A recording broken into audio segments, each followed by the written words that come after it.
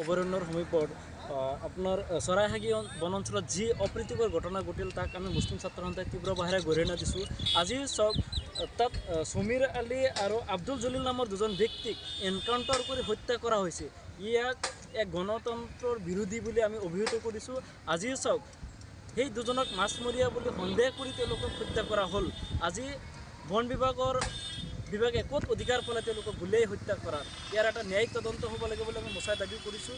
কাৰণ চাওক আজি আমি জানিব পাৰিছোঁ যেন সেই ৰৌমাৰী বিলৰ ওচৰতে এই মানুহ দুজনৰ তেওঁলোকৰ নিজা খেতি পথাৰ আছে আৰু তাত তেওঁলোকে খেতি বাতি চোৱা চিতা কৰে।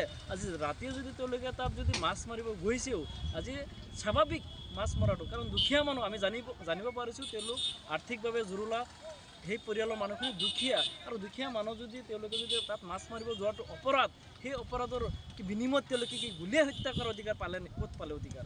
আজি তাত যদি আমি জানিব পাৰিছোঁ তাত 15-20 দিন এটা দল আছিলে। আজি আৰক্ষীয়ে তেওঁলোকে ব্লেংক ফায়াৰ কিয় কৰা নাই? তেওঁলোকে ডাইৰেক্ট এনকাউণ্টাৰ কৰাৰ অধিকাৰ ক'ত পালে? গতিকে নগাঁও জিলাৰ আৰক্ষী অধীক্ষক মহোদয়ৰ লগতে আমাৰ অসমৰ DGP মহোদয়ে এই ক্ষেত্ৰত হস্তক্ষেপ আমি দাবী কৰিছোঁ। আজি অসম চৰকাৰৰ দৃষ্টিগোচৰ আমি কৰিব বিচাৰিছোঁ যেন এই পৰিয়ালৰ কি অপৰাধ আছিল? মাছ মৰাটোৱে তেওঁলোকৰ অপৰাধ নেকি?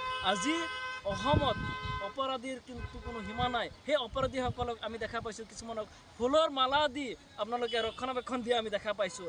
আজি 2008 যি চিৰিয়েল বম ব্লাষ্টিং হৈছিলে তাত ৰঞ্জন দৈমাৰীক আপোনালোকে ৰক্ষণাবেক্ষণ দি আছিলে আজি অসম চৰকাৰৰ নেতৃত্বাধীন চৰকাৰে।